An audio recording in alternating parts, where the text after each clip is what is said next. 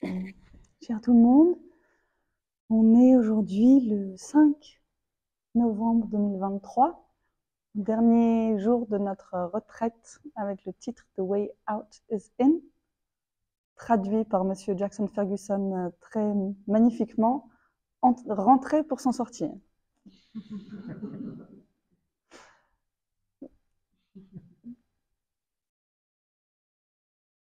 On a une magnifique beauté à l'intérieur de nous et on a aussi de la souffrance à l'intérieur de nous. Tous et toutes. On a des blessures, on a des choses qui ont été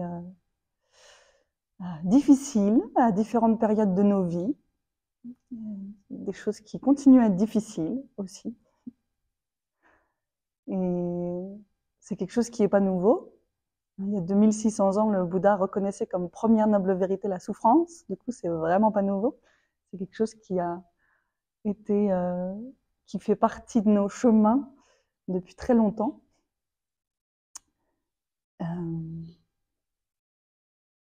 Mais qui peuvent faire partie de notre chemin de manière différente. On peut être complètement submergé par la souffrance, ou alors on peut apprendre à souffrir. Et quand on apprend à souffrir, on souffre un petit peu moins. Ça ne veut pas dire qu'on ne souffre plus. Je ne pense pas qu'il y a un moment où on ne va plus du tout souffrir. Thich Nhat Hanh disait toujours, et c'est quelque chose que j'ai toujours énormément aimé, que même le Bouddha souffrait. Il avait de la tristesse, il avait de la colère, il avait des émotions. Que des êtres qu'on voit comme éveillés, il y a toujours de la souffrance. Ça fait partie de nous. Ça fait partie de nous. Simplement, il avait appris à vachement bien s'en occuper de la souffrance. C'était quelque chose qui va peut-être monter et puis redescendait tout de suite. Parce qu'il y avait autre chose qui avait pris plus d'espace à l'intérieur de lui. Et que cette autre chose, cette énergie de pleine conscience, cette énergie de concentration, cette énergie de vision profonde et de compréhension profonde des choses, de lui-même, des autres et du monde, c'est quelque chose qu'il avait cultivé. C'était pas venu juste comme ça.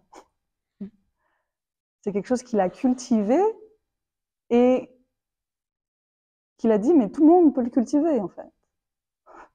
Tout le monde peut le faire. Cette compréhension, tout le monde l'a. De pouvoir comprendre la souffrance, c'est quelque chose qui est possible pour chacun et chacune. Et il a dessiné des chemins différents et différents petits outils pour nous aider à faire ça. C'est pas le seul, évidemment. Il y a plein d'autres merveilleux êtres qui nous ont aidés à faire la même chose. Quand on regarde dans toutes les traditions spirituelles, c'est toujours ça.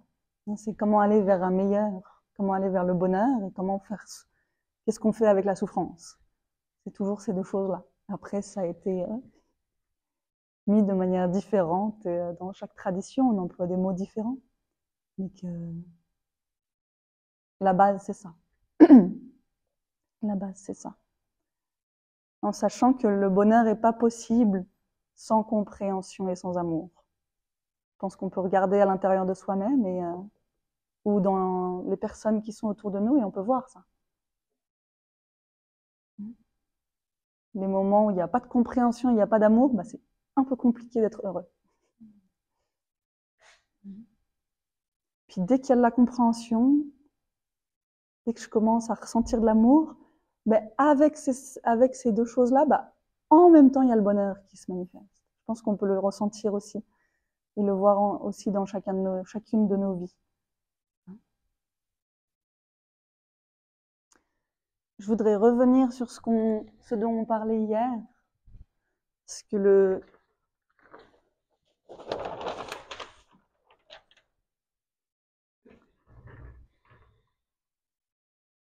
on vient souvent d'ailleurs aussi vers le chemin spirituel où on se met en chemin souvent parce qu'il y a quelque chose qui a été compliqué.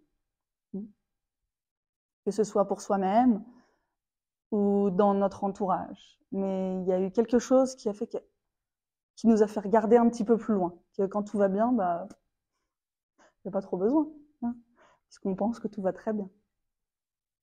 Mais souvent, ça a été une situation difficile, ça peut être une maladie, ça peut être la perte de quelqu'un, ça peut être une situation dans une famille, un conflit, quelque chose qui nous a mis en route. Et ce que j'aime beaucoup, c'est que le Bouddha nous dit, et d'autres aussi, nous dit, c'est bien de vouloir aller comprendre la souffrance, c'est important, d'aller voir, d'aller être avec la souffrance, mais tranquille, hein, doucement. D'abord, ma chérie, il va falloir générer la joie et le bonheur, hein, avant toute chose. Avant toute chose. Et si la souffrance est profonde, il faut encore plus aller générer de la joie et du bonheur. Il faut encore plus mettre notre intention à cultiver ces choses-là. Pour qu'il y ait de l'espace, pour qu'il y ait de la force. On prend souvent l'exemple d'un chirurgien qui fait une opération. Si le chirurgien voit que le patient est un petit peu faible physiquement, il dit, allez donc vous requinquer un petit peu et puis on fera l'opération plus tard. Mais on ne peut pas opérer sur quelqu'un qui est déjà faible. Hein. Allez voir dans les soucis, dans nos anxiétés, dans notre dépression, dans nos peurs. Faut pas y aller quand on est en plein dedans. Hein. Parce qu'on risque de juste tourner et de alimenter ces choses-là. Ce qu'on veut, c'est pouvoir toucher la compréhension et l'amour. Hein, s'occuper et toucher la compréhension et l'amour dans la souffrance. Pour faire ça, il faut avoir de l'espace. Il faut avoir une bonne santé psychique. Hein, tout comme la bonne santé physique. Il faut que notre corps et notre esprit soient prêts à aller voir ces choses-là. Et notre corps et notre esprit, ils sont très intelligents, ils savent. Hein, ils ont une intelligence. Ils savent qu'il y a des choses, c'est pas le temps. Et puis ils vont dire, c'est pas le temps d'aller voir. Alors de pouvoir écouter ça aussi. De ne pas aller forcer la chose.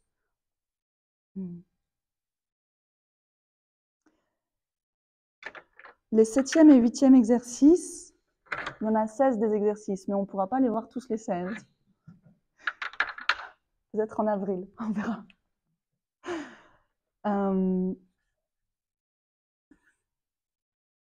7e et 8e exercice, c'est être conscient des sentiments douloureux, hein, painful feelings. Prendre conscience des sentiments douloureux. Et 8, c'est calming and caring for painful feelings. D'être avec, de prendre soin et de calmer les sentiments douloureux. Et comment est-ce qu'on fait ça? Comment est-ce qu'on fait pour prendre soin et calmer les sentiments douloureux? Il y a des fois, c'est là. Et les manières qu'on a appris de faire, c'est justement de ne pas rester avec. Hein, on a appris à s'échapper, on a appris à aller consommer quelque chose, on a appris à se dissocier, merci, des choses qui sont pas agréables à l'intérieur. Parce que c'est pas agréable. Du coup, on n'a pas envie d'être avec les choses qui sont pas agréables. Tout logiquement. Et il y a des fois, ça nous a sauvé la vie. Hein. Il y a des fois, ça a été très important, que ce soit dans notre vie ou dans la vie de nos ancêtres. Et des fois, ça a été aussi des choses de survie, de ne pas être avec les choses douloureuses. Du coup, de ne pas se dire que les sentiments douloureux sont des mauvaises choses. Hein, c'est juste là. Mais c'est pas mauvais. C'est pas mauvais. C'est juste la colère, c'est pas quelque chose de mauvais. La peur, c'est pas quelque chose de mauvais. D'être désespéré, c'est pas quelque chose de mauvais. C'est juste, ça fait partie de nous en tant qu'humains. On a ces choses-là, tous. Mais de voir comment est-ce que je peux ne pas être submergé par la chose et donc réagir avec ces choses et dans mes paroles, mes pensées et mes actions aussi, que ces choses-là vont imprégner mes paroles, mes pensées et mes actions. Si je suis trop en colère et que je ne sais pas quoi faire avec ma colère, ce que je vais dire, ça va être de la colère. Ce que je vais faire, ça va être de la colère. Ce que je vais penser, ça va être de la colère. Et ça fait pas du bien. Hein, on sait que ça fait pas du bien à soi, à mon propre corps, à mon propre esprit, et puis ça va pas faire du bien à ceux qui sont avec moi non plus. Hein. Puis après, on sait ce que ça peut faire, ce genre de choses. Après, ça fait ping-pong, et puis ça touche quelque chose chez l'autre personne aussi, et puis ça renvoie. Ça peut créer des situations très compliquées. On voit ça dans notre situation personnelle, de nous à nous. Ça peut être dans une situation de couple. Ça peut être avec un parent, avec un enfant, avec des collègues. Et puis, clairement, on voit très bien ce que ça peut faire au niveau, quand il y a deux nations qui se mettent. Hein, deux peuples souffrants qui ne savent pas prendre soin de leur souffrance, ou qui n'ont pas appris à s'occuper des traumatismes et des choses profondément ancrées depuis aussi des générations. Et que ça crée ce qu'on peut voir dans plein d'endroits maintenant. Du coup, l'importance de savoir prendre soin de ces choses-là. L'importance de savoir reconnaître déjà qu'est-ce que c'est qui est en train de se manifester. Je disais tout à l'heure, hier, c'était un tout petit exemple. C'est l'exemple de la peur qui venait quand je marchais dans la montagne. Hein, mais c'était présent aussi. C'était une vraie peur qui montait. C'était une vraie peur. Et c'est possible que des ancêtres lointains aient été dans la montagne, dans la nuit, en train de marcher, et qu'ils avaient bien raison d'avoir peur, parce que ça a pu les sauver de vilaines choses qui voulaient leur croquer les doigts de pied. C'est possible aussi. Hein, du coup, c'est des choses qui sont vraies. Et de voir comment est-ce qu'avec l'énergie de la pleine conscience, je fais que cette peur-là, elle reste pas toute seule. Hein, je fais que cette colère-là, elle reste pas toute seule. Elle fait pas son bazar habituel qu'elle a l'habitude de faire dans mon esprit et dans mes relations. Mais j'amène cette énergie de pleine conscience et de bienveillance pour reconnaître qu'est-ce que c'est quand on dit c'est conscient, hein, conscient des sentiments douloureux. Qu'est-ce que c'est? On le reconnaît. C'est quoi ce sentiment douloureux? Et on peut lui donner un nom et en prendre soin. C'est comme si l'énergie de la pleine conscience embrasse ça.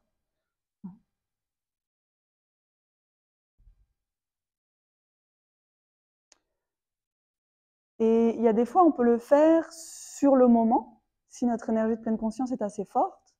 On peut le faire sur le moment, on dit ah, ok, bah là je sens qu'il y a de la peur qui est en train de monter, j'ai le ventre qui est en train de se serrer. Hein, c'est important aussi d'aller voir dans le corps comment est-ce que ça se manifeste. Il y a des fois, ça aide à justement laisser l'esprit ne pas être embarqué dans son esprit et vraiment d'aller voir, ok, bah là physiquement c'est ça qui se passe, la gorge qui se serre peut-être. On sent toutes ces choses physiques qui se passent. Et voir, ok, est-ce que je peux simplement être avec ces choses-là et amener ma pleine conscience avec ma respiration et peut-être simplement rester avec ce sentiment de boule au ventre. Hein, rester avec ce sentiment de gorge qui se serre. Et c'est pas pour aller changer. Hein, faut faire attention à ça, à vouloir aller changer. Sinon, on va dans le spiritual bypassing. L'évitement. Hein, on dit ah oui c'est ça et puis hop c'est déjà passé. Non, on reste avec. On reste avec et c'est comme la pleine conscience, comme on disait hier, hein, la pleine conscience qui est comme le soleil et qui fait rien de spécial et c'est juste là et ça réchauffe, ça met de la lumière et puis ça change la chose naturellement. Bah là c'est la même chose.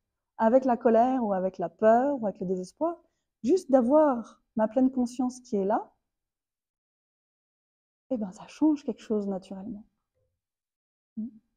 Ça change quelque chose naturellement. Il y a des fois, on peut le faire sur le moment. Et il y a des fois, on ne peut pas le faire sur le moment. Et des fois, la colère est trop forte. Et des fois, le désespoir est trop fort. La tristesse est trop forte et on ne peut pas le faire. Et ce n'est pas le moment de le faire non plus. Et dans ces moments-là, ce qui peut être important, c'est dans les textes anciens, ils disent « changing the peg », de changer la cheville. Le Bouddha avait pris un exemple, c'est comme un charpentier. Quand il y a une cheville dans la charpente qui est pourrie, le charpentier prend une autre cheville et puis il la remplace. Hein, il fait sortir la pourrie par une nouvelle. Et dans ce sens, c'est la même chose. C'est d'aller chercher quelque chose. On change un petit peu la station de radio. Hein, s'il y a quelque chose qui tourne en boucle dans notre radio mentale et qu'on voit que c'est pas nourrissant, eh ben peut-être qu'il faut changer de station de radio. Peut-être qu'on peut aller faire quelque chose, aller faire une marche, qu'on peut aller écouter quelque chose, lire quelque chose qui va nourrir des graines de bien-être, des graines de paix, de tranquillité, de compréhension, de stabilité. Hein, d'aller marcher dans la montagne, d'aller marcher dans la forêt, de se mettre en contact avec des choses qui nous nourrissent. Et en se disant, et là, c'est pas pareil que l'évitement. Hein, c'est différent de l'évitement. Parce qu'on a reconnu, on dit, ok, il y a ça qui est là, et puis je peux pas être avec. Par contre, ce que je peux faire, c'est que je peux me nourrir et me renforcer à ce moment-là. Et puis plus tard, quand je me sentirai bien, j'irai aller voir. J'irai voir ce qui s'est passé. Peut-être dans une assise, peut-être en écrivant, peut-être en peignant, d'aller recontacter ces choses-là. Peut-être en dansant, peut-être en faisant de la musique. Il y a plein de manières différentes de le faire aussi. Hein. D'aller recontacter ces choses-là et dire, ok, comment est-ce que je me sentais? D'aller voir. Mais pas toute seule. Hein. C'est pas juste cette énergie. On invite cette énergie. On va rechercher les sensations de qu'est-ce qui s'est passé. Qu'est-ce qui a été dit? Comment est-ce que je me suis sentie quand elle a dit ça?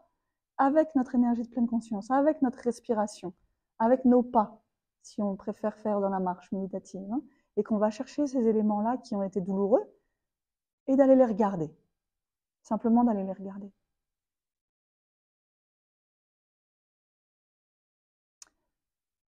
Il y a des fois, c'est aussi plus facile de le faire à deux. Hein, il y a des fois, si c'est des choses qui sont trop compliquées, c'est aussi agréable de demander de l'aide.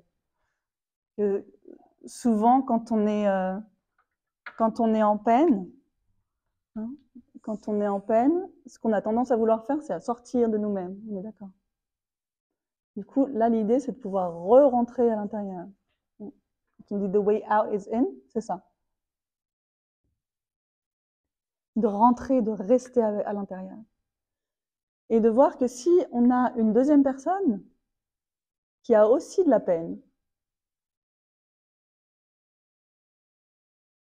l'idée, c'est de pouvoir aider cette personne à faire la même chose. Hein, c'est pas forcément d'aller enrober cette personne de notre bienveillance ou d'aller lui conseiller de faire des choses, mais d'aller vraiment essayer de lui dire, ok, de l'aider à faire ce même mouvement intérieur, en ayant confiance qu'elle a aussi la graine de la compréhension et de l'amour pour elle-même, la graine de pouvoir être avec les choses, et que la compréhension vient de l'intérieur. Hein, la compréhension vient de l'intérieur. Quand on lit des choses, quand on entend des choses, c'est rien de nouveau qu'on entend ou qu'on lit. C'est des choses qui viennent toucher les graines qu'on a déjà à l'intérieur de nous-mêmes. Qu'on vient juste réveiller ça. Et puis ça nous donne nos propres compréhensions. Hein, du coup, quand nous-mêmes ou une autre personne, on a de la peine à être avec quelque chose, c'est bien de pouvoir être ensemble pour générer cette énergie de pleine conscience ensemble. Et que ça devient plus facile. Hein, il y a l'énergie de pleine conscience qui est plus forte, du coup. Et ça n'a pas besoin d'être très sérieux. Hein. C'est des choses sérieuses, on est d'accord. Mais c'est bien aussi d'amener de la légèreté. Hein. Moi, je sais que l'humour m'aide beaucoup dans ces situations-là. Il y a quelques mois, j'étais avec ma femme et puis il y avait une petite tension qui était là. Et moi, j'ai reçu de mes ancêtres l'énergie d'épitude de parfois quand j'ai des choses à l'intérieur, je me bloque et puis j'arrive pas à les dire. Et puis, mais par contre, ça se sent hein, qu'il y a quelque chose qui va pas, mais c'est un petit peu le mur. Et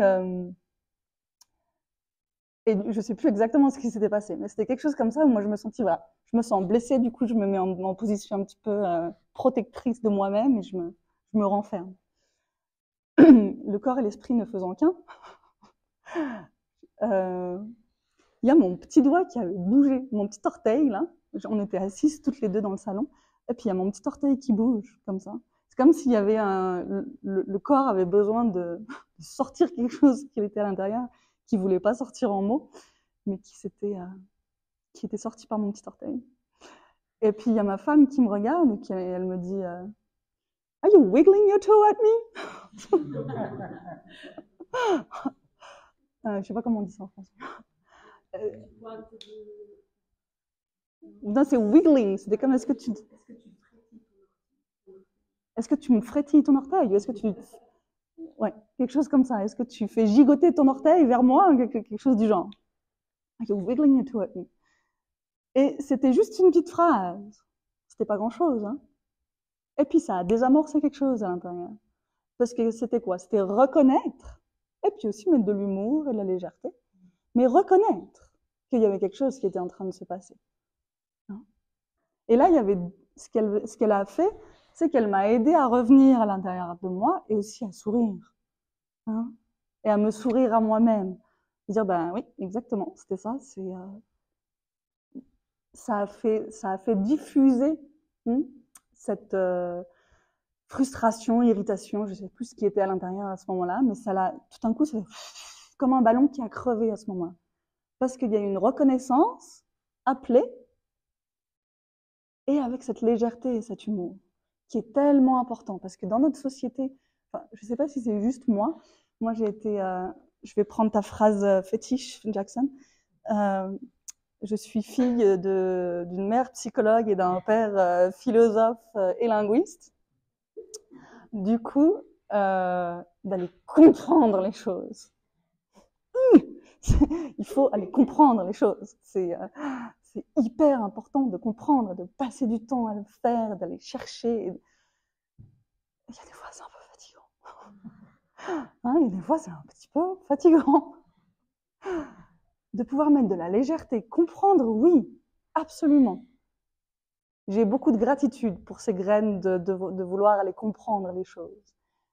Mais de voir qu'on peut le faire avec la joie et avec la légèreté et avec l'humour. Hein, de ne pas se prendre trop au sérieux. On se prend tellement au sérieux, surtout quand on souffre. Surtout quand on souffre. On se prend terriblement au sérieux quand on souffre.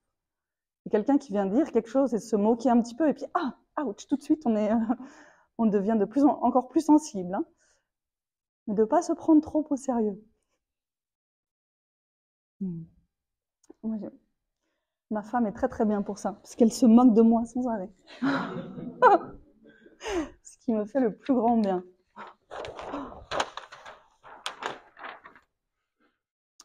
Je voudrais... Alors, ça va être dans la continuation des autres, et puis un petit peu refaire tout ce dont on a parlé ce week-end. Voilà.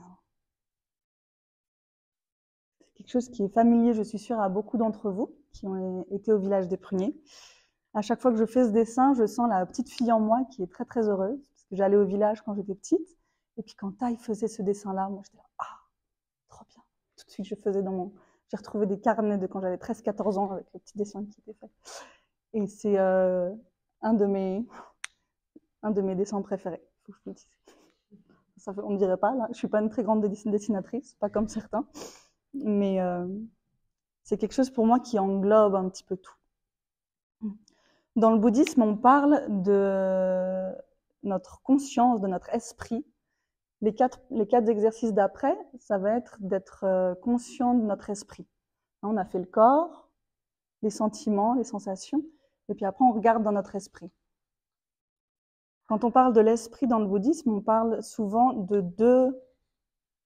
Alors, ça c'est le simplifié, mais de la conscience mentale,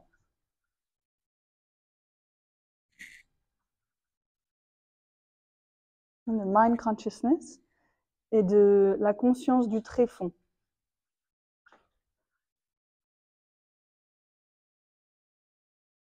En anglais, c'est store consciousness. Et store, c'est bien parce que c'est quelque chose qui est un petit peu comme une cave. Hein. Ça... Comment on dit store en français? Et le verbe to store something? Stocker quelque chose. C'est quelque chose un endroit qui stocke. Et ce que ça stocke ici, c'est, on n'a pas arrêté de parler de graines, c'est toutes nos petites graines. Dans différentes traditions bouddhistes, on différents nombres. Hein. Dans la tradition du village des Pruniers, on parle de 51. Taï lui-même en a rajouté. C'est vraiment toutes les graines toutes les choses qu'on a à l'intérieur. Ça peut être la joie, ça peut être la paix, ça peut être le pardon, ça peut être la bienveillance, la compassion, l'amour, tout ça, mais aussi la jalousie, mais aussi la peur et le désespoir et l'oubli et la pleine conscience. Tout ça, c'est des petites graines à l'intérieur de nous. Et tout le monde a tout. C'est ça qui est bien quand même. Nothing special. Il n'y a rien de... Hein, on sent souvent que quand on souffre quelque chose, il y a quelque chose qui est spécial à nous-mêmes. Non, on a tous les mêmes choses. Du coup, des graines qui sont plus agréables, on va dire, et puis des graines qui sont plus difficiles. Hein, des graines de souffrance. Et ce qu'on a fait dans les premiers exercices de respiration, c'est d'aller toucher les graines de joie et de bonheur. Encore une fois, c'est des choses qui sont là. Il y a juste besoin d'aller les toucher, les arroser, et puis elles viennent. Quand elles viennent, c'est la graine de joie là qui monte dans la conscience du mental, et ça devient ce qu'on appelle une formation mentale. C'est un petit peu des termes techniques, désolé.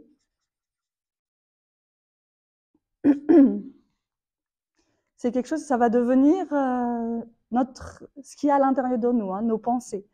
Et ça va prendre un petit peu la place, comme si ça c'était notre salon.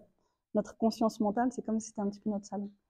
L'importance d'aller toucher les graines positives pour que le salon, la conscience mentale à l'intérieur, ce soit quelque chose d'agréable.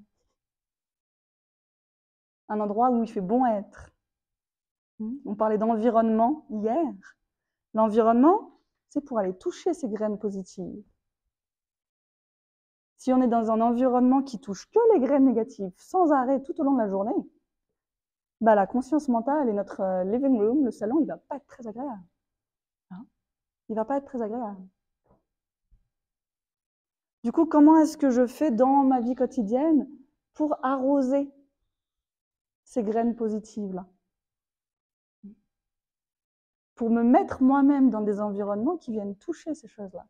Ça les touche par quoi? Ça les touche par nos 5 consciences sensorielles. Les oreilles, les yeux, le nez, le toucher. C'est vraiment ces 5 consciences sensorielles qu'on prend des choses. Et on le voit, si je consomme trop des nouvelles, les nouvelles du monde qui sont difficiles, mais je peux voir que 5 minutes plus tard, je ne sais pas pourquoi, je me sens pas bien, j'ai une lourdeur, je me sens triste. Et si je consomme ça toute la journée, il ne faut pas me demander pourquoi je me sens déprimée à la fin de la journée. C'est normal. C'est qu'il n'y a que les graines de tristesse, de peur, de dépression, d'anxiété qui ont été arrosées sans arrêt, sans arrêt, sans arrêt, sans arrêt.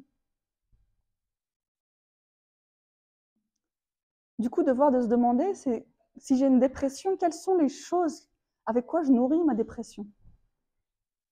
Avec quoi est-ce que je nourris ma colère? Avec quoi est-ce que je nourris ma peur? Ça peut être des choses extérieures, ça peut aussi être mes propres pensées. Et de couper la source de nourriture. Parce que les graines, ce que j'aime beaucoup là-dedans, c'est que c'est très concret. Pour les personnes qui aiment jardiner, on plante une graine dans la terre si on lui donne les bonnes conditions à cette graine. Si on lui donne un bon terreau, une bonne terre, de l'eau comme il faut, de la chaleur comme elle a besoin, la petite graine, elle commence à frétiller dans la terre, elle se met en contact avec la terre, et puis hop, on s'est dit, hop, c'est le temps de germer. Et elle se manifeste, et peut-être qu'elle va faire un tomatier, peut-être qu'elle va faire un cerisier, peut-être qu'elle va faire une laitue, parce qu'on lui a donné les bonnes conditions. Si cette graine dans la terre, tout d'un coup, la terre devient hyper sèche, où il y a un grand froid, la terre gèle. Là, elle va pas, s'il n'y a pas de nourriture, elle ne va pas germer. Et c'est la même chose avec la colère ou avec notre dépression. Si je ne donne pas de nourriture à mes pensées d'anxiété ou à ma graine d'anxiété, elle ne va plus monter. Tout simplement, elle ne va pas avoir de nourriture. Et ça, c'est assez magique quand même. Parce que ça fait que moi, j'ai un pouvoir sur les choses. Je peux faire quelque chose. Je peux faire de l'arrosage sélectif. Je suis le jardinier de mon propre esprit, la jardinière de mon propre esprit, l'artiste qui crée ce qui a envie d'être créé là-haut, en touchant et en évitant de toucher les graines compliquées et douloureuses. Il y a des fois, les graines douloureuses vont se manifester. On fait de notre mieux, mais bon, on est des êtres humains vivant avec d'autres êtres humains. Et on a chacun nos blessures. Donc, forcément, les choses vont se manifester aussi. Quand il y a quelque chose qui se manifeste, une graine de colère, par exemple, qui vient, et hop, qui se manifeste là. Du coup, le paysage de notre esprit devient colère. Rouge, on va dire des choses vilaines, qui va blesser les autres, on sait ce que ça donne. Ce qu'on a appris à faire, c'est aller toucher la graine de pleine conscience, qui est aussi une graine, hein, qui a été arrosée par prendre mon café en pleine conscience le matin, qui a été arrosée par marcher en pleine conscience de ma maison jusqu'au tram, qui a été arrosée par respirer 2 ou 3 fois à chaque fois que j'entends la petite sonnerie de la caisse, hein, qui a été arrosée par tous les petits moments, qui a été arrosée par prendre conscience de simplement me brosser les dents. Tous ces petits moments que je me suis créés dans ma vie quotidienne pour arroser cette graine de pleine conscience, pour la fortifier. Hein. Du coup, elle a grandi, elle. Petit à petit, elle grandit. Et puis, quand elle voit, bah, ah, il y a la colère qui est là. Et hop, je l'invite aussi. Je l'invite à se manifester, à embrasser la graine de colère. De voir comme on faisait tout à l'heure avec quelque chose qui est compliqué, et puis de ne pas laisser cette chose compliquée toute seule. D'amener la graine de pleine conscience et d'aller reconnaître. Dire, ah, mais c'est toi, graine de colère. Je te connais bien. Et on peut lui parler. Hein. J'inspire, je reconnais la graine de colère. J'inspire et je sais que la colère est en moi.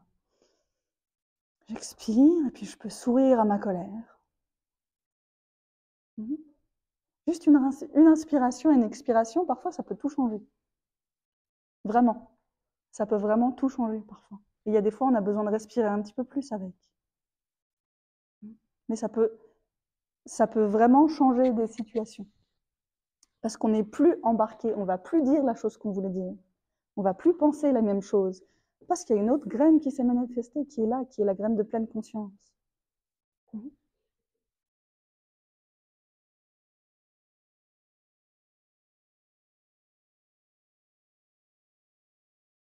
Ça, c'est hyper important. C'est hyper important parce que ça peut sauver des situations. Si on arrive à le faire pour soi-même, ça veut dire qu'on peut aussi après apprendre à le faire pour les autres. Hein. Et de quand on peut prendre soin de notre propre énergie de colère, après on peut aussi prendre soin des énergies négatives d'autres personnes. En étant présent, en étant aimant, là, au lieu de dire quelque chose, au lieu de faire quelque chose, au lieu d'être nous-mêmes blessés.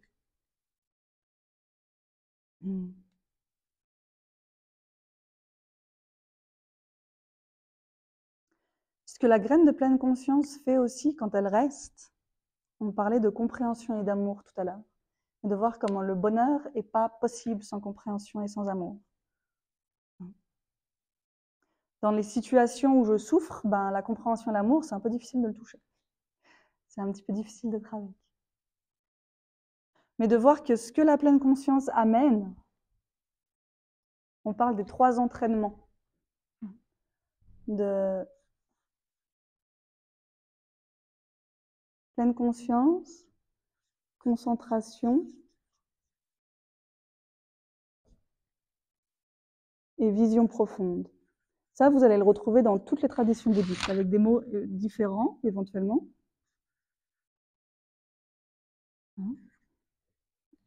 Mais le Smriti Samadhi Prajna, on le retrouve dans toutes les traditions bouddhistes. Et c'est vraiment l'entraînement de base, d'utiliser, de faire grandir cette graine de pleine conscience pour pouvoir avoir une concentration plus forte sur les choses, pouvoir rester avec les choses. Pour pouvoir rester avec les choses. Et quand je reste avec quelque chose, encore comme on disait tout à l'heure avec le soleil, ça, il y a autre chose qui vient. Naturellement, il y a autre chose qui se développe, qui se déploie à l'intérieur de moi. Il y a une compréhension qui commence à se faire. Hein, si je peux rester avec un sentiment difficile, il y a une compréhension qui vient à ce moment-là. Il y a une compréhension qui vient à ce moment-là. Je reprends un exemple de ce qu'on Une situation avec ma femme encore, c'est des choses qui sont vivants et concrets pour moi. Une situation où je la sentais en souffrance et ça touchait des souffrances en moi, voilà. Comme ça peut être dans beaucoup de couples ou dans beaucoup de relations de humain à humain. Et en moi, il y a, elle dit des choses et puis ça me renvoie à des souffrances.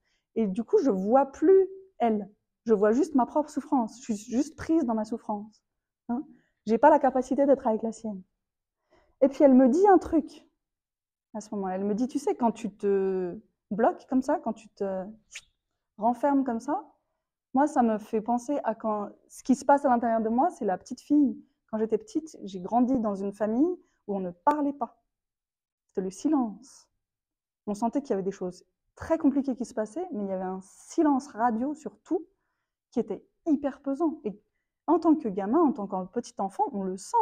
On n'est pas bête, hein. C'est pas parce qu'il n'y a pas de mots qui sont dits dessus. S'il y a beaucoup d'énergie de colère ou beaucoup d'énergie de tristesse et des choses comme ça, l'enfant le ressent et il ne sait pas quoi en faire. Et c'est elle me disait, elle a dit, c'est exactement ça. Pour moi, c'est ça. Je me ressens en tant que petit enfant, avec silence radio, tu sens qu'il y a quelque chose, mais il n'y a rien qui est dit. Et ça me met en panique. L'enfant intérieur est en panique totale à ce moment-là. C'est ça que ça vient toucher. Ce qui s'était passé à ce moment-là, c'est qu'elle a mis ma pleine conscience et ma concentration sur sa souffrance à elle. Hein? Et elle m'a donné une clé de compréhension. Hein? Elle-même, elle avait déjà fait ce travail-là, d'être consciente de ce qui était en train de se passer, de voir, ok, c'est ça qui est là. Et à ce moment-là, qu'est-ce que ça fait émerger en moi? La compréhension de l'amour. Et là, ma souffrance, elle est pareille. Hein. Là, je la vois elle. Je la vois en petit enfant, je dis, ok, oui, moi j'ai mes choses, et de prendre soin de mes choses, ça m'aide à prendre soin de ta souffrance aussi. Hein. Quand je prends soin de ma souffrance, c'est pas juste prendre soin de ma souffrance, c'est aussi prendre soin de ta souffrance. On pense souvent que la souffrance et le bonheur sont des choses individuelles. C'est une grosse bêtise. Hein, ça peut pas être individuel. Si je souffre, c'est très difficile pour des êtres qui m'aiment, qui vont être heureux, hein, forcément. C'est très collectif. Du coup, quand sa pleine conscience, sa concentration et sa vision profonde sur sa propre souffrance, sa compréhension parce qu'elle avait pu rester avec, hein, pas se laisser embarquer et pas me dire quelque chose de méchant, entre guillemets, qui allait, moi, me toucher aussi dans ma propre souffrance. Et là, c'est le ping-pong et la grosse explosion. Il y avait eu un arrêt à ce moment-là et une communication de dire, ok, c'est ça qui est en train de se passer. Qui fait naître la vision profonde, la compréhension et l'amour à ce moment-là. Et moi, personnellement, à ce moment-là, j'ai senti que ça a guéri non seulement moi-même, mais ça a guéri mes parents. Hein? Parce que dans la relation de couple, je rejoue ce que j'ai vu en tant qu'enfant. C'est souvent ça qu'on fait. Hein? On a été imprégnés d'une certaine manière. Et là, de pouvoir mettre nos énergies de pleine conscience ensemble, nos énergies de concentration, d'arrêt, et de simplement être avec les choses. Et de comprendre les choses. Et au lieu de mettre plus de blessures, au lieu d'aller mettre plus de colère, au lieu d'aller mettre plus de renfermement, plus de peur, plus de barricadement, on a mis de l'amour et de l'ouverture et de la légèreté, de la compréhension sur les choses. Et j'ai vraiment senti que ça guérissait mes parents à l'intérieur de moi à ce moment-là. Ce que je fais, je le fais pas seulement pour moi. Je le fais pour tout ce qui est en moi. Et mes parents sont en moi. Hein? Dans toutes les cellules de mon corps. Ceux qui sont parents, les enfants sont en eux, dans toutes les cellules du corps aussi. Ce que je fais pour moi, la transformation, la guérison que j'ai pour moi, c'est aussi pour mes parents, c'est aussi pour les générations futures, c'est aussi pour toutes les générations passées, qui sont là. On pense qu'on est juste un petit être seul et séparé. Mais c'est pas vrai ça non plus. Hein? On a intérêt avec toutes les choses. On est fait de plein de choses et on est fait de nos parents. Du coup, la transformation et la guérison que je peux ressentir dans mes cellules, dans mon esprit et dans mon corps, c'est aussi pour mes parents, pour mes ancêtres et pour les générations futures. C'est pour ça que c'est tellement important de le faire. C'est pour ça que les personnes qui sont dans notre travail, dans nos environnements, qui sont avec des enfants, avec des jeunes, j'essaie de pas faire un gros sur les profs, je sais qu'il y a plein de profs ici, mais l'importance de votre travail, de pouvoir arroser, de créer des environnements qui arrosent des graines positives chez les jeunes. Hein, l'importance de ça, parce que comme Kadvi disait hier, quand elle a dans sa classe et c'était des arrosages de graines, ça veut dire que c'est ça qui monte. Et quand ça monte et qu'en plus c'est embrassé d'énergie de pleine conscience de d'autres personnes, ce qui se fait pour des graines positives, c'est que quand ça va redescendre, elle va être plus forte, cette graine-là, parce qu'elle a pris un bain de pleine conscience. Hein? Si le plus longtemps je garde la joie, l'amour, la tendresse, la bienveillance, la compassion envers moi-même, l'exercice qu'on a fait ce matin, de compassion envers moi-même, plus je garde ça, ces graines-là de compassion, de bienveillance, dans ma conscience mentale, par la respiration consciente, par des phrases, par des lectures, ça va les faire grandir. Et pour les graines négatives, c'est l'inverse. Plus je les fais monter là, et je leur fais faire des bains de pleine conscience aussi, eh ben ça va les faire rapetisser. Mais si elles font leur bazar toutes seules, sans rien, si je les alimente, eh ben elles vont redescendre plus fortes aussi. Du coup, l'importance de ne pas laisser les difficultés et les choses douloureuses toutes seules. Encore une fois, en tant que prof, en tant que parent, en tant que personne si on est avec des enfants ou avec des jeunes, l'importance de ça, de pouvoir être avec, de pouvoir faire ce rôle de pleine conscience pour les autres, pour des enfants. Parce que quand on est enfant et ado, les émotions, ça prend tout, hein. Et puis on a l'impression qu'on est juste ça. Même si c'est juste 10 minutes, un quart d'heure, on a l'impression qu'on est seulement ça et qu'il n'y a rien d'autre. Et que s'il y a quelqu'un qui nous dit à ce moment-là, mais tu sais, il y a d'autres choses. Hein, Yann nous disait dans le groupe hier, c'était très beau. Il nous disait que il y avait des belles montagnes tout autour et qu'on parlait des montagnes, de solidité, la montagne qui nous aide à se sentir solide. Et puis que là, la montagne, il n'y en a plus. On les voit plus en tout cas. Il y a du brouillard partout. Est-ce que ça veut dire qu'elles sont parties? Non, elles sont toujours là. Ma graine de solidité, elle est toujours là. C'est pas parce qu'il y a un feu d'artifice et un cocktail de désespoir, peur et de colère qui est là que ma solidité n'est pas là. Elle est toujours là. Donc ma pratique, ou pour un adolescent, comme je disais, la pratique à ce moment-là, c'est d'aller toucher cette graine de solidité. Hein, et peut-être qu'on peut faire respirer l'enfant. On peut faire respirer l'adolescent. Dire, est-ce que tu peux toucher une solidité? Est-ce que tu peux t'asseoir et puis toucher une certaine solidité? De voir une montagne, de visualiser une montagne. J'inspire, je visualise une montagne, et puis j'expire et je me sens solide. Et on va toucher cette solidité qui est à l'intérieur. Et ça peut sauver des vies, ça. Hein. Ça peut sauver des vies. D'aller arroser d'autres choses, de voir qu'on n'est pas juste une émotion. Quand on est ado, on pense qu'on est juste cette émotion-là. Et on peut faire des bêtises parce qu'on pense qu'on est juste cette émotion-là. Ado ou même adulte, évidemment. Mais quand on est ado, c'est encore plus fort. Hein. L'importance de pouvoir aider à arroser, faire de l'arrosage sélectif. En tant que parent, en tant que prof, en tant que conjoint, on est aussi notre propre jardinier et aussi on peut être le jardinier de l'esprit des personnes avec qui on vit. Hein, on peut aller. On sait qu'il y a des fois on arrose la graine de jalousie, on sait exactement comment le faire, hein, on sait exactement quoi dire, quoi faire, et puis ça c'est la graine de jalousie. On a aussi une responsabilité. Hein, je peux ne pas arroser, je peux ne pas dire ce que je veux dire là, parce que j'ai envie de lancer une pointe. Hein, je peux inviter ma graine de pleine conscience, respirer, dire oh je sens que j'ai envie de dire ça, tiens. Et puis expirer, dire et de voir peut-être les conséquences. On sait exactement où est-ce que ça va aller. Est-ce que j'ai envie? Non, pas trop. Je le dis pas. Il y a un arrêt. Et puis peut-être que je vais dire autre chose. Ce qui est miraculeux avec ça, c'est que ça nous donne une grande créativité. Hein, quand on parle de vision profonde, c'est quelque chose de créatif. C'est qu'au lieu d'être dans nos circuits neuronaux habituels qui vont en mode autoroute exactement là où on sait que ça va aller, mais non, là, on crée un espace. On crée un espace où il y a autre chose qui peut venir. Et peut-être qu'on ne s'attend pas. Il y a peut-être on va dire quelque chose qu'on n'a jamais dit dans ce genre de situation. Parce qu'on a pris un arrêt, il y a eu un espace, et il y a une créativité qui sort.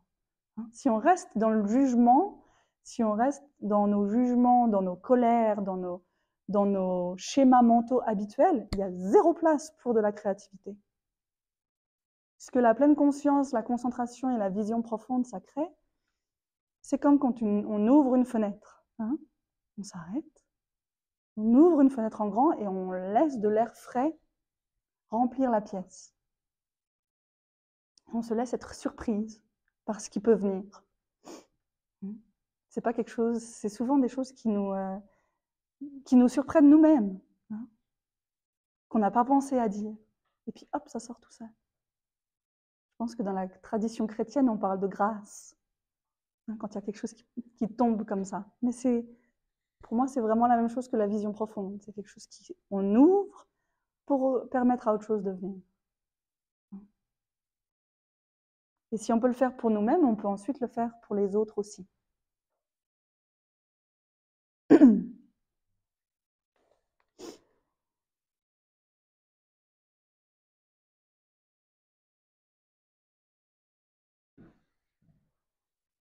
Ça, c'est en fait tout à fait les 9, 10, 11, 12 exercices. Le 9e, c'est conscient des formations mentales. Conscient des formations mentales, de reconnaître la formation mentale qui se manifeste. Qu'est-ce qui est en haut? Qu'est-ce qui monte? Et puis de concentrer l'esprit, concentrer sur la chose. Pardon, de gladdening the mind first. D'abord, de rendre l'esprit heureux, d'aller toucher les graines, encore une fois, positives, et puis de concentrer l'esprit et de libérer l'esprit. C'est les quatre d'après.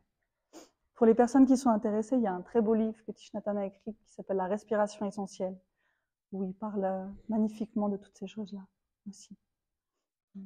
Transformation et guérison, ce n'est un autre où il touche toutes ces choses aussi.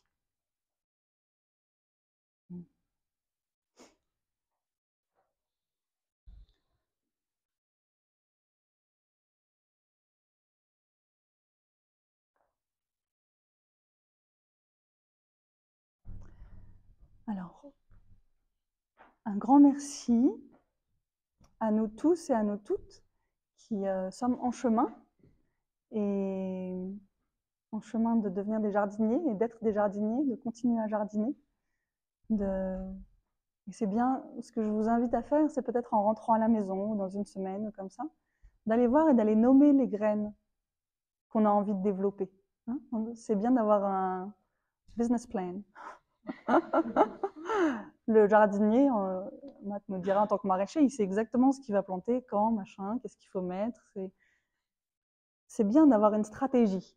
Hein, c'est bien d'avoir une stratégie, de ne pas être complètement débordé et submergé quand les choses arrivent. Non, c'est qu'est-ce que je veux arroser dans ma vie quotidienne et comment est-ce que je peux les arroser dans ma vie quotidienne. Hein, quelles sont les choses spécifiques que je sais qui me font du bien? Je sais qui arrose la joie. Je sais qui arrose la compréhension. Je sais qui arrose la bienveillance à l'intérieur de moi, le bonheur à l'intérieur de moi. Et quelles sont les choses où je peux couper les sources de nourriture, hein, une petite diète de choses qui nourrissent la dépression ou la peur ou l'anxiété, et de voir qu'est-ce qui se passe et d'aller avec curiosité, d'aller à la rencontre de notre esprit avec curiosité et sans jugement, sans dire encore et toujours. C'est juste du jardinage. De ne pas oublier d'avoir une grande légèreté, de nourrir la légèreté et la joie en le faisant, l'humour. Alors une belle pratique à nous tous et à nous toutes. propose de finir en écoutant 3 sons de la cloche.